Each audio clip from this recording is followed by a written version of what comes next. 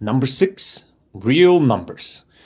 Example 1, 5 divided by 8. 5 over 8 is a fraction. We need to get it in decimal. You can use a calculator, divide 5 by 8, and you get the answer 0.625. In class, I'll show you how to do it without a calculator. Okay, percent times this by 100. So you go 0.625 times 100 equals 62.5. And since you need the percent, you gotta put percent sign. That's the thing. Percent basically is multiplied by 100 and add the percent sign. Okay, now number 2, 105%, we need to write it as a decimal. Okay, to write it as a decimal, you got to divide by 100. So what that does is 105 divided by 100 equals 1.05. How do you get this into fraction now? 1.05. And here's the fun part. To convert this thing into fraction, you need to write down this as this 105 over 100, right? So it's going to be 105 over 100. And now you just need to divide both of this by the same, by the common multiple. So 105 over 100, and you're gonna go down, and it doesn't have to be in one shot.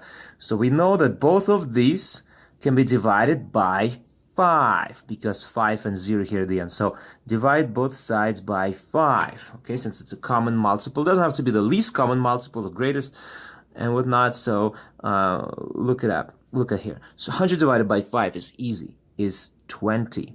105 divided by 5 is 21. And that's your fraction right here. 21 over 20. Okay, moving on to 3. Percent, easy, 0.55 multiplied by 100.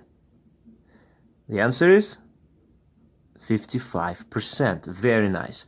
And now we need to get a fraction. That means that this is actually going to be the funnest one to do. So I'm going to use the green just to be different. So check this out. This is going to be fun. So if it's 0.55, another name for it is 55/100th, which means it's going to be 55 over 100. And now you do exact same thing as you did in the portion B of question 2. Divide both sides by the common divide numerator and denominator by a common multiple. So in our case, let's try by 5 again.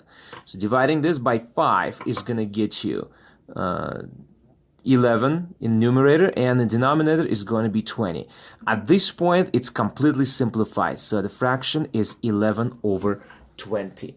Notice that there's 2 digits here, so we need to have 2 zeros in the bottom. However many digits after the decimal, that's how many zeros in the bottom you're gonna have. And of course you put 1 in the front. Okay, moving on, question 16. 3 times 3 is the same thing as 3 squared, which simply put is 9. That's it. Square root of 9 now. In class we'll talk more about it, but you can hit the square root sign on the calculator. Press 9 and then press square root sign, and you will get the answer 3. Also, what you can do is, without the use of calculator, what is 3? Which 2 numbers multiplied by itself?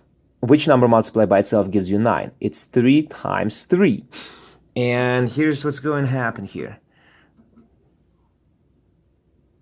The answer is 3, right? So if it's 3 times 3, once we get the pair, one of the 3's becomes the answer, another one of the 3's sadly vanishes. Okay, so let's check this out how it's done in question 32. Question 32 is 20. The answer is square root of 25. Okay, the question is rather square root of 25. Which two numbers give you 25? It's 5 times 5. So what that gives us a pair. Once we get a pair, one of the members of the pair goes on the outside as an answer, and another one disappears. So there you go. So the answer is 5. Same thing happens with number 33. Square root of 81. Which two numbers multiplied by itself give a square root of 81? 9 and 9. 9 times 9 is 81. So the answer is, well, we got a pair. The answer is just 9. Okay? Next question, number 34. Estimate what is square root of 29. We know that there's no two numbers that go into the multiply by itself and by each other and give you 29. So we're going to have to figure out this different method. So what I'm going to say is square root of 29 is between which two perfect squares?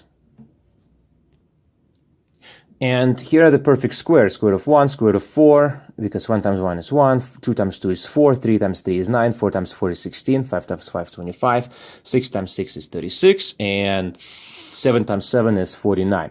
So square root of 29 is between which two of these? And the answer here is 29 is bigger than 25, but not quite as big as 36. So it's between these two. Okay? So you're looking at square root of 25 and square root of 36. Square root of 25 is 5. Square root of 36 is 6. So our number, square root of 29, is a somewhere between 5 and 6. Could be 5.5, could be 5.4. We don't know that yet for sure. And I'll show you how to figure that one out. So between 5 and 6, what's dead in the middle? 5.5. So our next step is going to be divide 29 divide by 5.5. So when you divide 29 by 5.5, you get the answer 5.27 repeating. It's 5.272727 and so forth.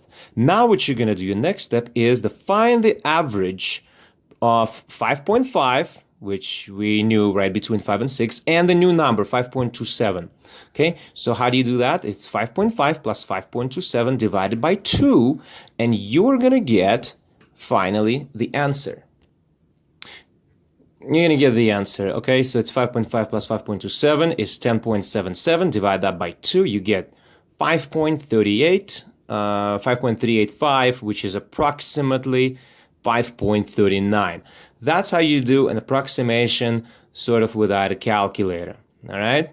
And for number 35, I'm not going to go through this process, and I'm just going to use a calculator for this one, okay? So I'm gonna get square root of 88. So how do you do that?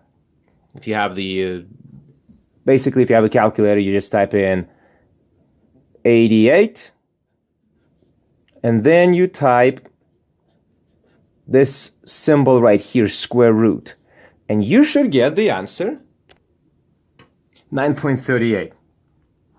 That's it. Now number 43. 5 cubed is 5 times 5 times 5, and in this case we gotta do it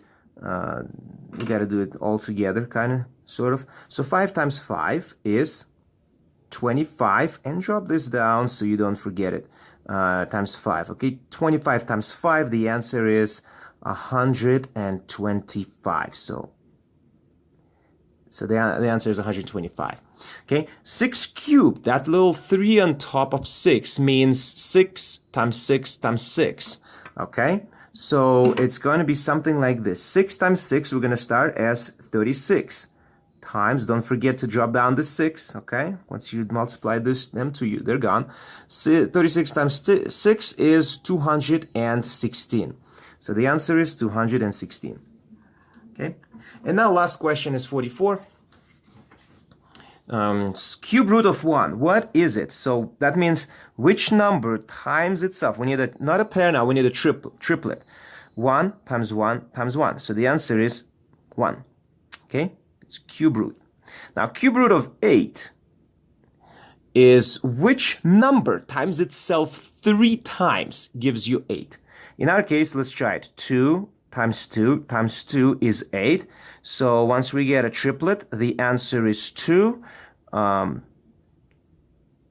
Basically, you only need 1, 2 to make sure that this is the answer, okay? Out of these triplets, 1 makes it, and 2 other ones vanish, okay? Just think about the movie Flash when they have a time remnant, okay? So this is the original Flash, and these 2 are the time remnants that disappear. Okay, 125. Which number times itself 3 times will give you 125? It's 5. That's 1. Times 5. It's another one. Times 5. So 5 times 5 is 25. Times 5 is 125. So once we found the triplet, the 5 goes, the original one goes, and 2 other ones are just the images. They disappear.